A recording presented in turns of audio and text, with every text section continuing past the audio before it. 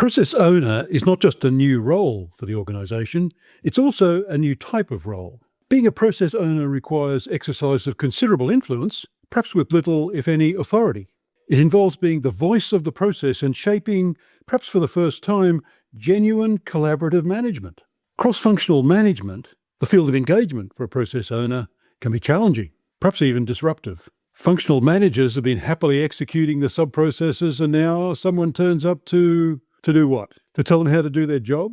To take over? To get in the way? To ruin their next bonus? How's a new process owner meant to navigate all that? One important tool, perhaps the most important, is knowledge.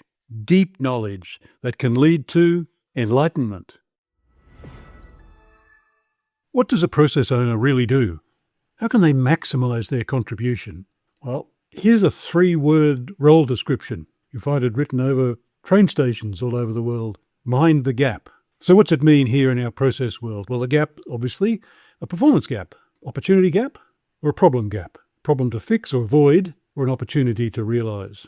And what do we mean by mind? Well, firstly, to know that there is a gap, to understand the nature of the gap, and then to understand the benefits of closing the gap or the cost of not closing it, to make hard-edged business decisions about whether we should be fixing this problem or realizing this opportunity, and should we do it now. So it's a very mindful thing to always be on top of the process, to understand what's happening, to think ahead, to think not only what happened last week, but can we know something about what might happen next week or the following week. So mind the gap. I always think that's a very nice 3-word definition of the process owner role. And you might recognize this picture. This is my process governance model. It has those 3 parts: authority, support, and ownership. And there's a separate video all about this particular model, so I won't go into the details here, but just for some context, we've got the process owner there providing the ownership. So fixing this vision problem that we have if we're just doing traditional management, which is kind of up and down the organization chart, whereas we know we get work done across the organization chart, and the organization chart tells us very little of a practical nature about who does that, who is accountable or responsible for what's happening across the organization chart. So the process owner is the role that addresses that. It fixes that horizontal vision problem. And as we can see here, the process owner is not working alone. They have plenty of support from the Office of BPM and from the Process Council.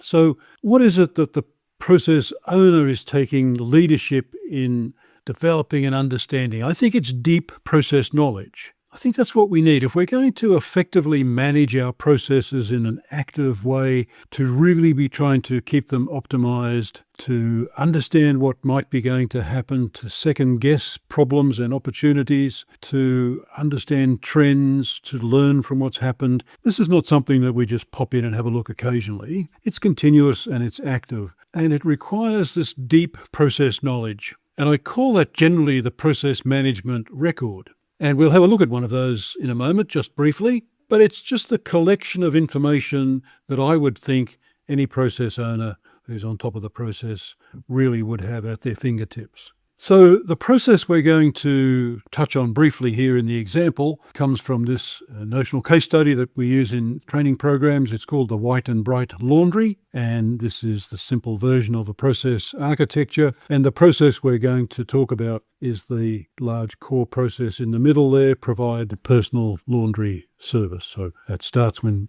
we receive the clothes from the customer, and it's everything we do up until we return the clothes to the customer. So that's the process that we're going to be looking at.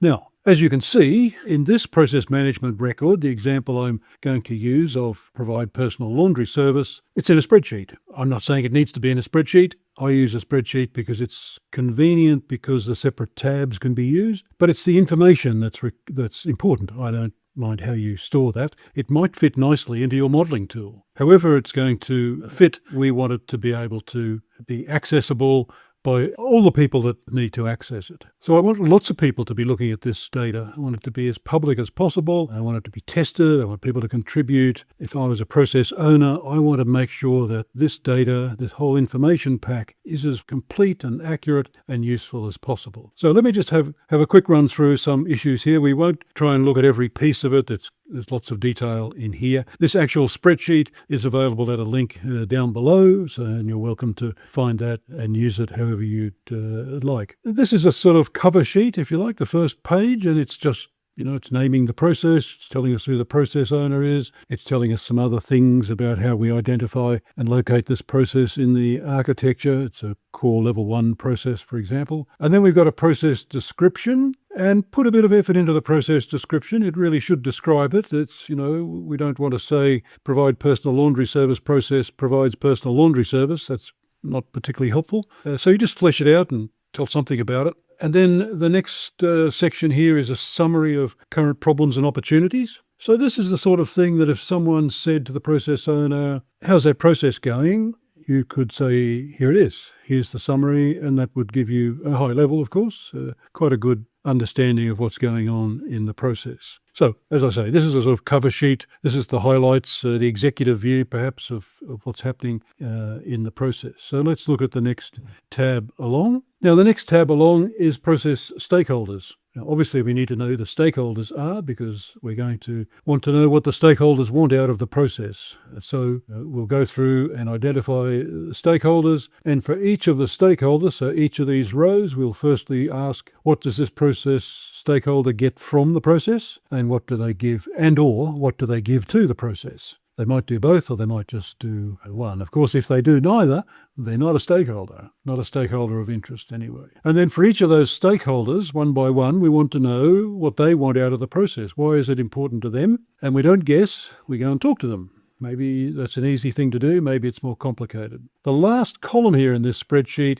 is a synthesis of all of those objectives because we've just got one process, so we need one set of objectives. We're not quite at KPIs yet, but we're getting close. These are sort of performance themes, if you prefer. So we've got to just look through at the stakeholder objectives and make sure that we can synthesize a single set. And if we can't, then maybe we've got more than one process, or maybe we need to go back and talk to stakeholders. So stakeholder understanding is vitally important, isn't it? I mean, the whole process is there for the stakeholders, so we need to be able to make sure we understand what it is they want so that we can measure it. So what's next along here? So next we come to KPIs. So now we've got here, we can identify the KPIs. This is based on those stakeholder objectives and the synthesis of the whole group. How do we translate that into a set of KPIs? And of course, we want to know what the KPI is here in this top row. The first KPI we're showing here, we're saying it's customer satisfaction, and then we want to know what the target is. So we've agreed here with lots of conversation and discussions with the marketing team, perhaps. 90% of respondents rate at least 9 out of 10. Okay,